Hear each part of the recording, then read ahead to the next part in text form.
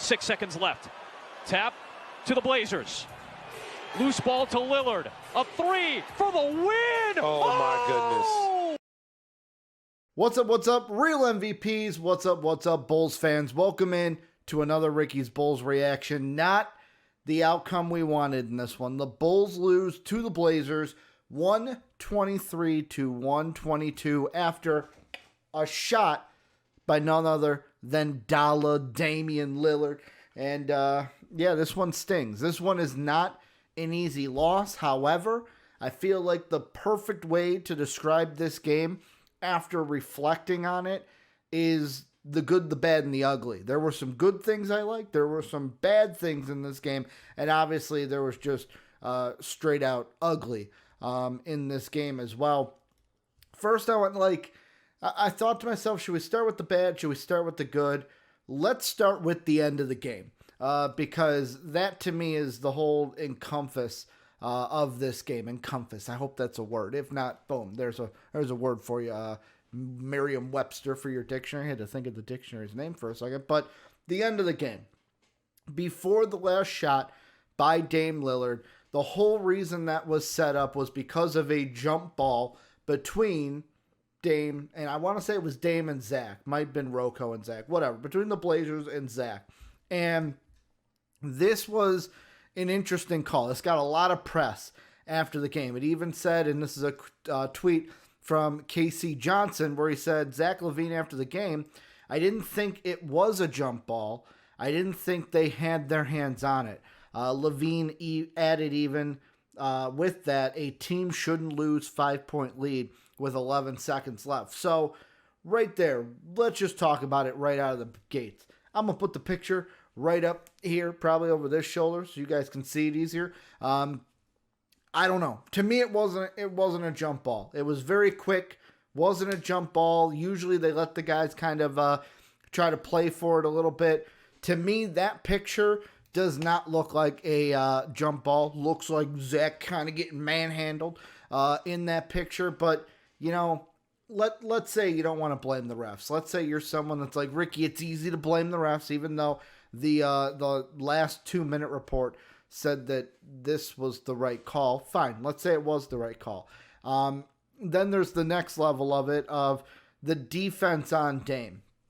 And I know that there's kind of two camps you can be on in this final thing, where you're either in the camp of the defense wasn't good enough against Damian Lillard, which there is an argument for that.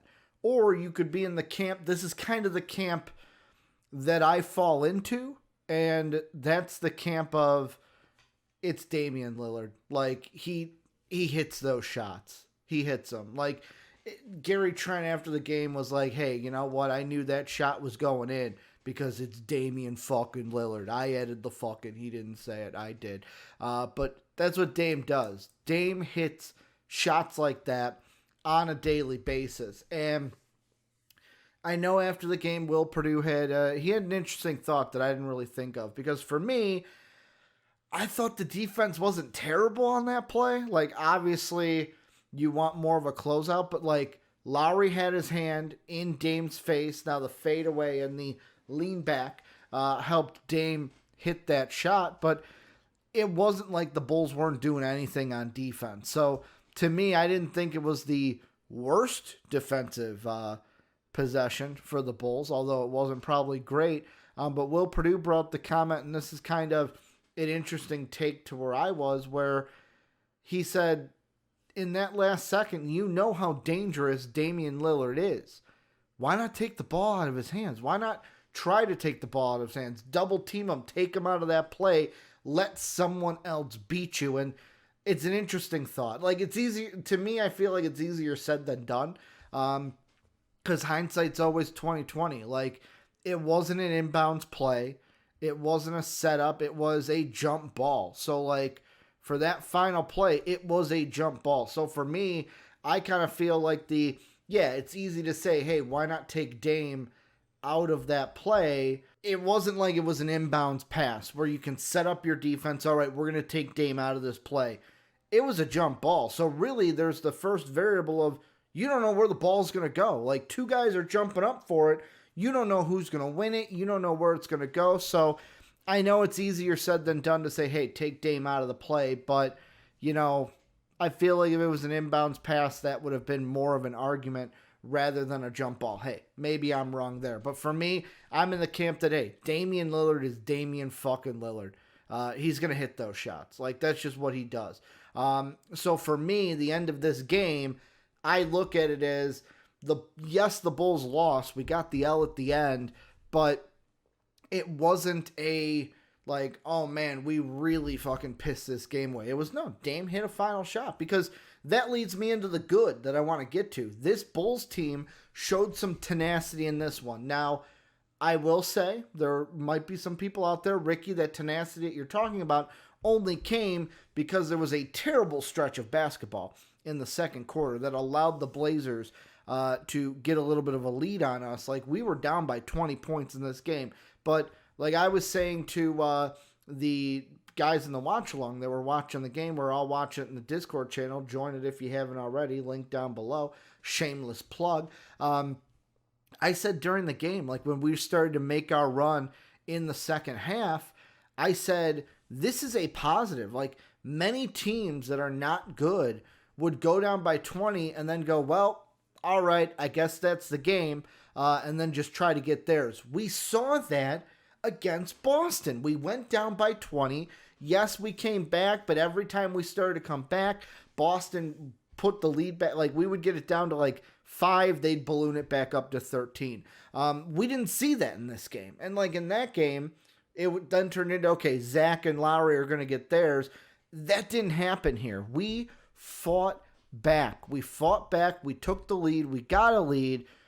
Yes, you could say, like Zach said, no one should lose a 5-point lead in a matter of 11 seconds. But hey, look, like I would just say, look at you last year in Charlotte, Zach. Like, sometimes shit happens, but like, they did not quit in this game. This was one where, yes, they went down by 20. The way I described it is, we got popped in the face by Portland early. They popped us in the face right away.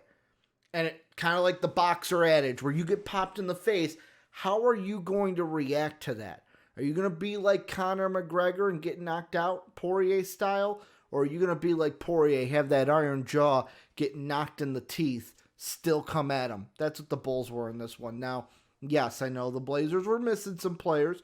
Probably made it a little bit easier for us to come back. But yeah, this is a team that was beatable. And that's the main reason why this why this loss sucks, is because this should have been a win. We beat them before. We should have beat them again. And we played well. The only thing we really didn't do in my mind is take care of the basketball. Like, that's the bad in this game. Like, the good is what I said. We showed tenacity. We went down by 20. We came back, took a lead. We were in it till the end. That's the good. The bad is Damian Lillard hit a final shot, and we lost the game. That's the bad. The ugly is the turnovers, because I'm going to pull up the exact turnover numbers because I did not have them in front of me, because I wanted to have that tweet in front of me. But the turnovers in this game, we finished with, the Blazers had 8 turnovers all game, and we had 15. So you might sit there and go, all right, 15's not the worst in the world. But when we're turning over the ball almost 2 times as much as the other team, you're never going to win. Rebounding, we did well. 43 for us, 35 for them. That was actually, I would say, kind of impressive because Wendell was out. Leading rebounders in this one for us, you had Markkanen with 6, Gafford had 5, Levine had 7, but Thad Young off the bench played huge. He had 11 rebounds for us in Wendell's wake. So, I mean, we won the rebounding battle. Foul shots, let's look at that. We went to the line 15 for 15. They went 16 for 19, so kind of even there. So we had almost a draw, pretty much a draw. They got one more point from the foul line. We out-rebound them. The main reason, and this is the ugly, this has been what it's been the whole year, turnovers and defense. That's what it is. That's what it is in this game. We turned over the ball too much, and overall, we did not force as many turnovers against the Blazers. Like, you can throw that in the defense, that our defense wasn't good enough in this one. Like, there are many things in this game. Some will look at the final shot. Some will look at the jump ball that maybe shouldn't have been a jump ball, but was a jump ball.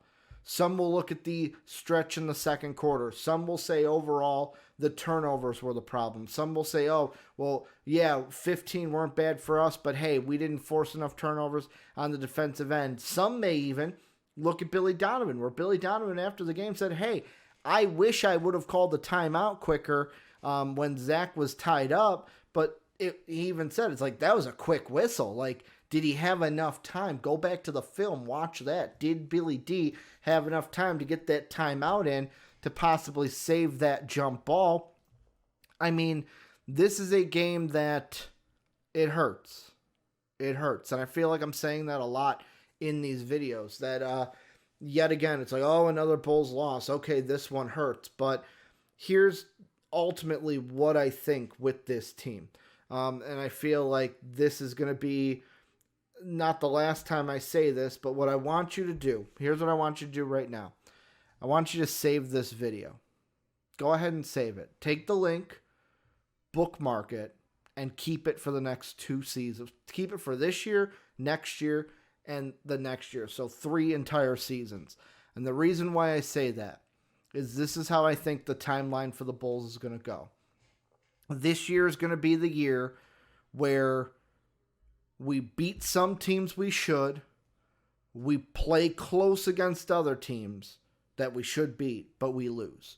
We're sitting here saying, oh man, we should have beat them. We should have beat them. We should have beat them.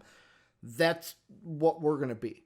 Next year is going to be the year where these games, the games like this one, the ones where it's like, oh man, we should have beat that team, they're going to be for sure wins. Then I feel like that third year is going to be the year where it's like, wow, not only are the Bulls beating the teams that they should beat, they're even contending with the teams they shouldn't. Then in that fourth year, if you want to go that far, boom, that's where we're talking about the Bulls being an actual good team in the NBA. Yeah, it sounds far away, but that's what I think this team is going to be. This is the year where we're bad. We show flashes against teams we should beat, but we're just not winning those games that we should win. Year 2, that changes. We beat the teams we should beat. We lose the teams we shouldn't beat. Year 3, we beat the teams we should beat, and we beat some of the teams that we shouldn't beat.